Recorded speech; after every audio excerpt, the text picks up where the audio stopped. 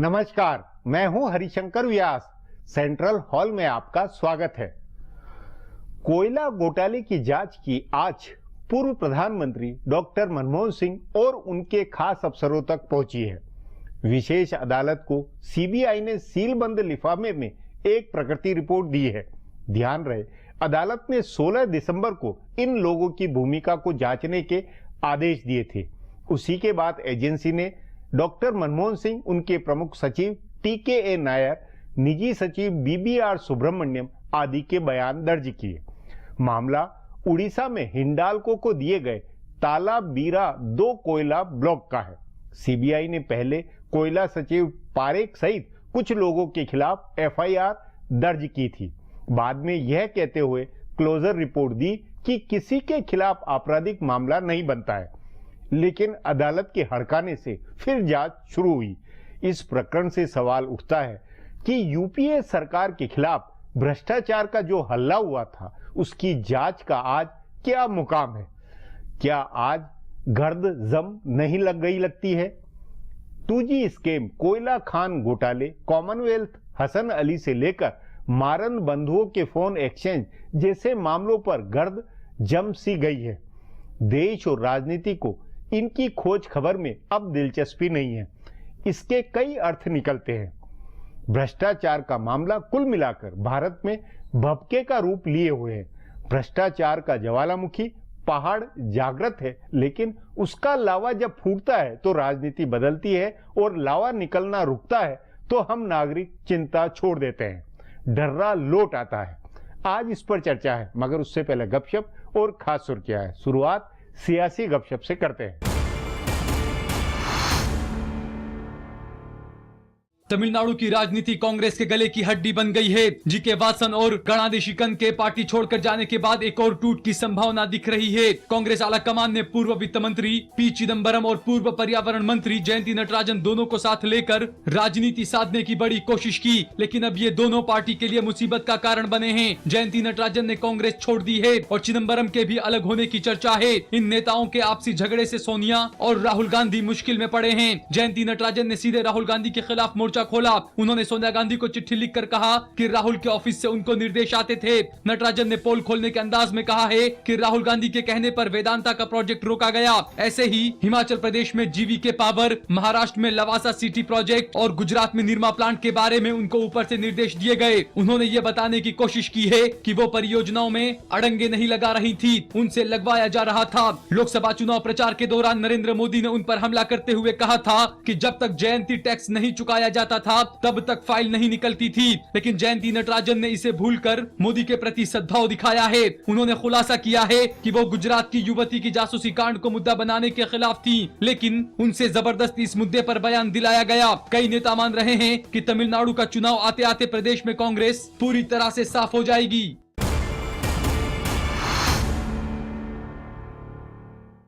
बिहार में राजनीति उलझ गई है। भारतीय जनता पार्टी के खिलाफ मोर्चा बनाकर चुनाव लड़ने की तैयारी कर रही तीनों पार्टियां अकेले लड़ने की तैयारी करने लगी हैं। एक महीने पहले तक लग रहा था कि जनता परिवार का विलय हो जाएगा और नई बनने वाली पार्टी समाजवादी जनता दल और कांग्रेस मिलकर चुनाव लड़ेंगे, लेकिन अब सभी नेता अलग अलग ताल ठोकने लगे हैं। जनता दल यू के नेता नीतीश कुमार ने अपनी पार्टी के नेताओं से कहा है कि वो विलय के झमेले पर ज्यादा ध्यान नहीं दें और 15 फरवरी को गांधी मैदान में होने वाले सम्मेलन की तैयारी करें। तो दूसरी ओर लालू प्रसाद ने भी कहा है कि 26 फरवरी को अपनी बेटी की शादी के बाद वो बिहार के खेत खलिहानों में प्रचार के लिए निकल पड़ेंगे। इन दोनों पार्टियों का ये रुख देखकर कांग्रेस भी तैयारी में जुट गई है। हालांकि उसे उम्मीद है कि अगर राजद जदयू अलग हुए तो उसकी पूछ बढ़ेगी। अल्पसंख्यक वोटों के ध्रुवीकरण के लिए दोनों पार्टियां चाहेंगी कि कांग्रेस उनके साथ आए। इस बार अगर ऐसी नौबत आई तो कांग्रेस नीतीश को चुनेगी। असल में राजद और जदयू दोनों को अपने वोट की चिंता सता रही है। लालू के लोग मान रहे हैं कि उनका यादव मतदाता नीतीश को नेता नहीं मानेगा। दूसरी ओर नीतीश के समर्थकों को लग रहा है कि लालू प्रसाद के साथ जाने से उनका सुशासन और विकास समर्थक मतदाता नाराज हो रहा है। इसके अलावा यादव के साथ अति पिछड़ा और महादलित को जोड़ने में भी मुश्किल आ रही है। लालू प्रसाद का परिवार के प्रति मोह भी विलय के आड़े आएगा।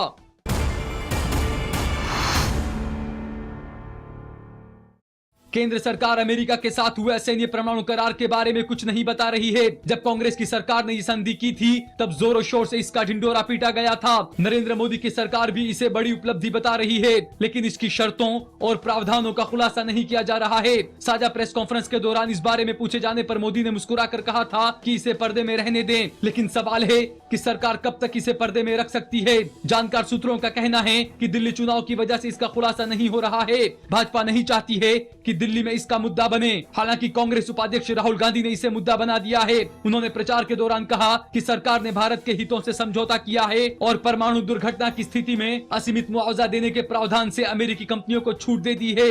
आधिकारिक तौर पर इस बारे में कुछ नहीं बताया गया है, लेकिन जैसा राहुल गांधी कह रहे हैं वैसा है तो इसका खुलासा भाजपा को भारी पड़ सकता है। फिर कांग्रेस और आप ज्यादा आक्रामक होकर भाजपा पर हमला करेंगे। इसीलिए कहा जा रहा है कि सरकार संसद के बजट सत्र के दौरान ही सौदे की शर्तों का खुलासा करेगी, उससे पहले इसे पर्दे में ही रखा जाएगा। अब आज की सुर्खियां हैं, ये लीक से कुछ हटकर है और इनसे देश की दशा दिशा को बूझ सकेंगे। पूर्व पर्यावरण मंत्री जयंती नटराजन ने कांग्रेस को एक बड़ा झटका दिया है। नटराजन ने आज कांग्रेस पार्टी छोड़ दी है। साथ ही उन्होंने कांग्रेस उपाध्यक्ष राहुल गांधी पर कई आरोप लगाए हैं। उन्होंने कहा है कि परियोजनाओं को मंजूरी देने में उन्होंने राहुल गांधी के निर्देशों का पालन किया, इसके बावजूद केंद्रीय नेतृत्व ने उपेक्षा, तिरस्कार और अपमान किया। नटराजन ने कहा कि उन्होंने सोनिया गांधी के निर्देश पर पर्यावरण मंत्री के पद से इस्तीफा दिया और उसके बाद राहुल गांधी के लोगों ने उनकी प्रतिष्ठा खराब करने के लिए खबरें छपवाई। जल्दबाजी में बुलाई गई एक प्रेस कॉन्फ्रेंस में नटराजन ने कहा कि उन्होंने अपने कार्यकाल में कोई गलत काम नहीं किया है और वो अपने हर फैसले की जांच के लिए तैयार हैं। उन्होंने ये भी साफ किया कि फिलहाल उनकी किसी दूसरी पार्टी में जाने की योजना नहीं है। नटराजन ने पिछले साल नवंबर में सोनिया गांधी को एक चिट्ठी लिखकर इस बारे में विस्तार से सब कुछ बताया था। उधर जयंती नटराजन के राहुल पर लगाए गए आरोपों को कांग्रेस पार्टी ने सिरे से खारिज कर दिया है। पूर्व पर्यावरण मंत्री व कांग्रेस नेता जयराम रमेश ने कहा है कि जयंती नटराजन द्वारा लगाए गए आरोप न सिर्फ पूरी तरह से अनुचित हैं, बल्कि ये विचलित कर देने वाले और निराधार भी हैं। कांग्रेस महासचिव दिग्विजय सिंह ने कहा कि कांग्रेस अध्यक्ष सोनिया गांधी और कांग्रेस उपाध्यक्ष राहुल गांधी कभी भी किसी मंत्री के कार्य में हस्तक्षेप नहीं करते थे। जयंती का आरोप बिल्कुल गलत है। जयंती नटराजन ने कांग्रेस छोड़ने के साथ ही ये भी खुलासा किया है कि वो गुजरात में एक युवती की जासूसी के कथित मामले में नरेंद्र मोदी के ऊपर हमला नहीं करना चाहती थी, लेकिन कांग्रेस आलाकमान के निर्देश पर उन्होंने हमला किया। नटराजन ने कहा कि जिस समय ये मामला उठा उस समय वो दिल्ली से बाहर थी, लेकिन उनको बुलाकर कहा गया कि कांग्रेस के शीर्ष नेता चाहते हैं कि इसे लेकर मोदी पर हमला हो। नटराजन ने यह भी कहा कि उन्होंने ये कहते हुए विरोध किया था कि किसी भी व्यक्ति पर निजी हमला नहीं होना चाहिए। केंद्रीय वित्त मंत्री अरुण जेटली ने कहा है कि यूपीए के शासन में जिन परियोजनाओं को पर्यावरण की मंजूरी दी गई थी या जिनकी मंजूरी रोकी गई थी उनकी जांच होनी चाहिए। पूर्व पर्यावरण मंत्री जयंती नटराजन के खुलासे के बाद जेटली ने सारी परियोजनाओं की जांच की मांग की है। जेटली ने कहा है कि इस खुलासे से साफ हो गया है कि कांग्रेस के राज में आवश्यक और वैधानिक मंजूरी की जरूरत नहीं होती थी, बल्कि नेताओं की मर्जी चलती थी। उन्होंने ये भी कहा कि नटराजन के खुलासे से ये भी जाहिर हुआ है कि सांठगांठ वाला पूंजीवाद यानी क्रॉनिक कैपिटलिज्म कैसे फैलता है। इस खुलासे के बाद पर्यावरण मंत्री प्रकाश जावड़ेकर ने भी कहा है कि पर्यावरण मंजूरी वाली सारी फाइलों की समीक्षा की जाएगी। भारतीय जनता पार्टी के राष्ट्रीय अध्यक्ष अमित शाह ने दावा किया है कि दिल्ली में भारतीय जनता पार्टी को 2/3 बहुमत मिलेगा। शाह ने इन खबरों को खारिज किया कि किरण बेदी को मजबूरी में दिल्ली का मुख्यमंत्री पद का दावेदार घोषित किया गया। उन्होंने कहा कि किरण बेदी की साफ सुथरी छवि का भाजपा को फायदा मिलेगा और वो 2/3 बहुमत से जीतकर सरकार बनाएगी। बेदी के आने से पार्टी के वरिष्ठ नेताओं के नाराज होने की खबरों को मीडिया की उपज बताते हुए उन्होंने कहा कि वो मीडिया की खबरों के हिसाब से रणनीति नहीं बदलते। उन्होंने एक इंटरव्यू में कहा कि पार्टी पूरी तरह से एकजुट है और भाजपा का एक भी बागी उम्मीदवार चुनाव नहीं लड़ रहा है। जम्मू कश्मीर में नई सरकार बनने का रास्ता साफ हो रहा है। सबसे बड़ी पार्टी के तौर पर उभरी पीडीपी के नेता मुफ्ती मोहम्मद सईद राज्य के अगले मुख्यमंत्री बन सकते हैं। बताया जा रहा है कि भारतीय जनता पार्टी ने मुफ्ती मोहम्मद सईद को समर्थन देने का फैसला कर लिया है और जल्द ही इसकी घोषणा हो सकती है। बताया जा रहा है कि राज्य में पहली सरकार बनाने के लिए भाजपा मुख्यमंत्री पद की जिद छोड़ने को राजी हो गई है। इससे ये तय बताया जा रहा है कि सईद 6 साल के लिए मुख्यमंत्री बनेंगे और भाजपा को उप मुख्यमंत्री व स्पीकर का पद मिलेगा। दोनों पार्टियां न्यूनतम साझा कार्यक्रम बना रही है, जिसके बाद सरकार गठन की घोषणा होगी।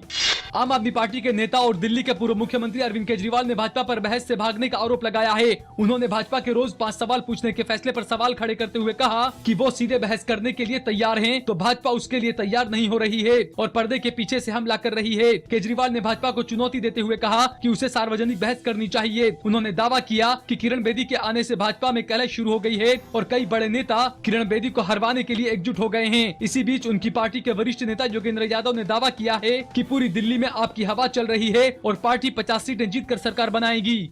फिलहाल अब एक ब्रेक है, फिर खुलासा होगा।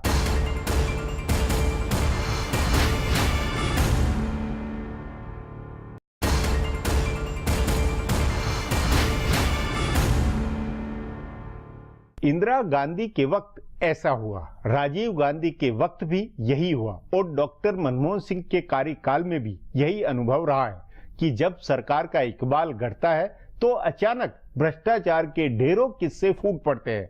बात का बतंगड़ और सनसनी में सब कुछ चौपट हो जाता है। उस नाते लगता है मानो भ्रष्टाचार का मामला अपने यहाँ सीजनल विस्फोट का चक्र लिए हुए हैं। इस पर आगे चर्चा करें उससे पहले देखें मेरा ये खुलासा। 4 साल पहले भारत के जनमानस को झकझोर देने वाले भ्रष्टाचार के मुद्दों का क्या हुआ? भारतीय जनता पार्टी ने कांग्रेस नेतृत्व वाली पिछली सरकार के खिलाफ भ्रष्टाचार का मुद्दा बनाया था। उससे पहले अन्ना हजारे ने भ्रष्टाचार के मुद्दे पर जबरदस्त आंदोलन किया।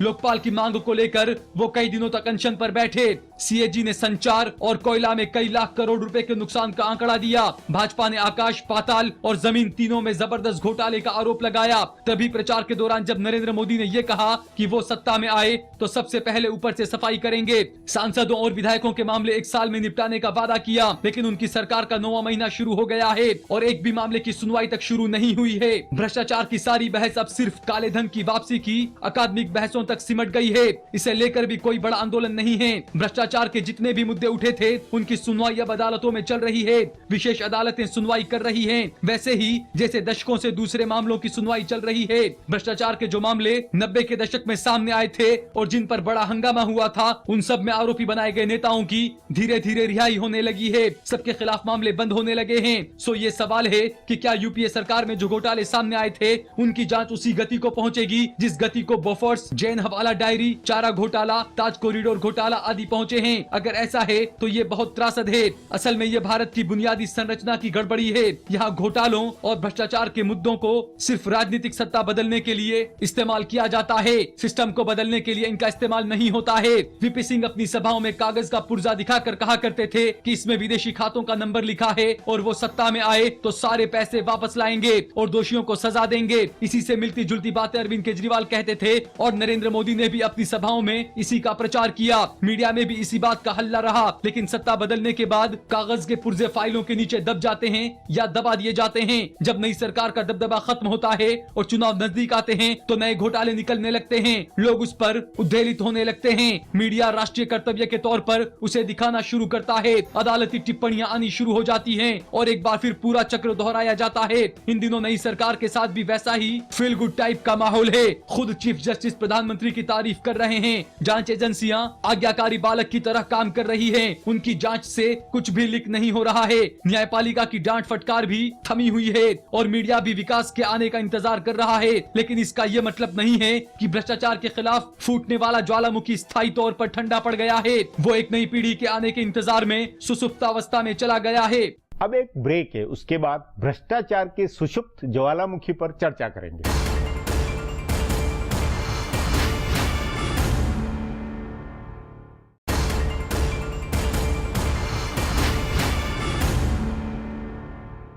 वित्त मंत्री अरुण जेटली ने एक पते की बात कही। कहा, आज कानाफूसी में भी भ्रष्टाचार की चर्चा नहीं है।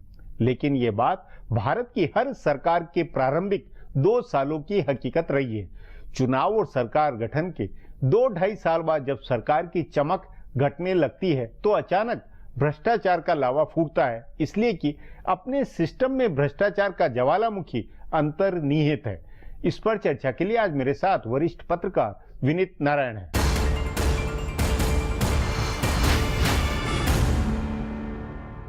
विनीत जी, क्या आपको लगता नहीं कि यूपीए सरकार के दौरान जो भ्रष्टाचार का हल्ला हुआ था, जितनी तरह की सनसनियां थी, वो सब अब खत्म सी है, किसी की कोई दिलचस्पी नहीं है, ढाक के 3 पात वाली जांच उस मुकाम पर पहुंच रही है? क्या हकीकत आप क्या मानते हैं? व्यास जी, बड़ी रोचक बात यह है कि ये बात आपने उठाई है लेकिन ये बात हर आदमी महसूस कर रहा है कि अचानक 8 महीने से ऐसा क्या हो गया कि टीवी चैनलों में, अखबारों में अब घोटालों की चर्चा ही नहीं हो रही है। इसके 2 मायने निकाले जा सकते हैं। या तो ये कि जैसा मोदी जी कहते हैं कि मैं जहां खड़ा होता हूं वहां से भ्रष्टाचार मिटा देता हूं, तो ये माना जाए कि भ्रष्टाचार देश से खत्म हो गया है, इसलिए उसकी चर्चा की जरूरत नहीं बची। पर मैं नहीं समझता कि हमारे इस शो के दर्शक इस बात से सहमत होंगे कि देश में भ्रष्टाचार खत्म हो गया है। हर जगह भ्रष्टाचार दिख रहा है। अब पहली बात तो प्रधानमंत्री से पूछना चाहता हूं कि जब वो ये कहते हैं कि मैंने जहां मैं खड़ा होता हूं वहां से भ्रष्टाचार दूर करता हूं, इसका मतलब प्रधानमंत्री कार्यालय में भी बहुत बड़ा भ्रष्टाचार हो रहा था, और वो अगर हो रहा था तो उसकी जानकारी देशवासियों को आज तक नहीं मिली। तो प्रधानमंत्री का पहला दायित्व यह है कि वो देश के सामने खुलासा करें कि ऐसा कौन से भ्रष्टाचार थे जो प्रधानमंत्री कार्यालय से होते थे और जो अब उन्होंने रोक दिए हैं। एक बात। दूसरी बात, पिछले दिनों आपने सीबीआई के डायरेक्टर के यहाँ घोटाले में आरोपित लोगों के आने जाने के विवरण की डायरी पकड़े जाने का खूब शोर सुना। तीसरी बात जो आपने उठाई कि इतना शोर था मीडिया में, इतने घोटालों का शोर था, तो या तो माना जाए कि वो शोर गलत था, नकली था, प्रायोजित था, ऑर्केस्ट्रा था, बैंड बजाया गया कि भाई धूम धड़ाके से बीजेपी की सरकार बना दी, या माना जाए कि एकदम बीजेपी की सरकार, एनडीए की सरकार आते ही ऐसा माहौल बन गया कि सब सहम गए। इसमें शक नहीं है कि जिस तरह की बातें पहले सुनने में आती थी आज मोदी जी के शासन में, ये अपने, मेरा मानना ये इंदिरा गांधी के समय भी है, राजीव गांधी के समय भी देखा और डॉक्टर मनमोहन सिंह के समय में कि सरकार आती है तो प्रारंभिक 2-2.5 साल सब ठीक ठाक रहता है, शांति रहती है, और जब मामला धमक कम होने लगती तब भ्रष्टाचार की बात किससे आती है। एक कारण व्यास जी ये भी आप जानते, इतने सीनियर जर्नलिस्ट आप भी हैं, कि पत्रकार भी कुछ महीने तो देते ही हैं हनीमून पीरियड कि भाई चुपचाप देखें सरकार क्या करती है, और जब लगता है कि नहीं कुछ हो रहा है या कुछ गड़बड़ होती है तो फिर हल्ला मचा। पर यहाँ ये बात जरूर है कि सीबीआई की जो जांच का तरीका रहा है, आप तो जानते हैं मैं कितनी लड़ाई लड़ा हूं इस बात को लेके, उसमें सीबीआई हमेशा इंस्ट्रूमेंट रही है गवर्नमेंट का, और वो गवर्नमेंट जो चाहती है, जो केंद्र की सरकार चाहती है, उसी तरह सीबीआई चलती है। अब मेरा कहना यह है कि जब पिछली सरकार के दौरान टेलीविजन शो में मतलब इतने हल्ले हुए, इतने विवाद हुए, इतने स्कैम थे, कुछ लोग तो पकड़े जाने चाहिए, कुछ तो मतलब एक नया तथ्य कुछ तो नहीं निकलने चाहिए, कुछ तो नए एविडेंस आने चाहिए, कुछ तो लोग पकड़े जाने चाहिए। और जैसा आपने बिल्कुल ठीक कहा अपने इंट्रोडक्शन में कि वो मोइन कुरैशी वाला ही मामला है, क्यों नहीं उसके मामले में कुछ आज हो रहा, बहुत सारे मामले व्यास जी, और ये तो वो मामले हैं जिन पर मीडिया एक्टिव था, जिनमें बड़े लोग इन्वॉल्व, और अब वो मीडिया भी बिल्कुल एक तरह से नजरअंदाज कर रहा है, बिल्कुल एक तरह से जैसे ठंडे बस्ते में सब मामले चले गए हो, कुछ नहीं तो आखिर। और इसमें ये बात ध्यान देने की मैं इस शो के माध्यम से, आपके माध्यम से ये बात प्रधानमंत्री तक पहुंचाना चाहूंगा कि जब कांग्रेस पार्टी की स्थापना हुई थी और एओ ह्यूम स्थापना की और उनसे पूछा इंडिया सेक्रेटरी ने लंदन में कि क्या कर रहे हो तुम, हमारे खिलाफ एक ग्रुप को पनपा रहे हो, तो बोले मैं सेफ्टी वॉल्व क्रिएट कर रहा हूं कि जो भाप गुबार है जनता का वो निकल जाएगा कांग्रेस जिसका। आज अगर हम करके नहीं दिखाएंगे काम और चीजें सामने नहीं आएंगी और लोगों को महसूस नहीं होगा तो लोगों का गुबार बढ़ता चला जाएगा। इसलिए बहुत जरूरी है कि अगर काम हो रहा है, जैसा अनिल सिन्हा कह रहे हैं डायरेक्टर सीबीआई, अगर काम हो रहा है तो उसकी चर्चा होनी चाहिए, सामने आना चाहिए, फैक्ट्स आने चाहिए कि क्या हुआ, कौन पकड़ा गया, कहां तक घोटाले पहुंचे, कौन इन्वॉल्व था, और जिन चीजों के बारे में पहले से तथ्य मौजूद है। ऐसे तमाम घोटाले, मेरे पास ऐसे तमाम घोटाले जिनमें तमाम तथ्य मैं कितनी बार प्रकाशित कर चुका हूं, लिख चुका हूं, कोर्ट में जा चुका हूं। नहीं, लेकिन क्या ये एटीट्यूड हमें अपनाना चाहिए कि जो हो गया सो हो गया, उसको भूल जाया जाए, और अब बिल्कुल अब कुछ नहीं बर्दाश्त है, कुछ नहीं होना चाहिए, अब कानाफूसी में भी भ्रष्टाचार हम नहीं आने देंगे, ये अगर करें तो ये अप्रोच अपना, ये क्या बात हुई? नहीं, ये भी एक अप्रोच तर्क हो सकता है कि पुरानी बातें छोड़ी जाए, क्योंकि पुरानी बात का मतलब ये भी कि एक तरह से बदले की भावना से काम करना या इस तरह की बातें भी होती है। एक तरफ तो हमारे सब प्रधानमंत्री कहते हैं कानून अपना काम करेगा, तो कानून क्या तरीका क्या ये है कि आप एक चोरी पकड़े और उसके बाद उसको भूल जाए? कानून का मतलब होता है अगर चोरी पकड़ी गई है तो जांच हो और सजा मिले।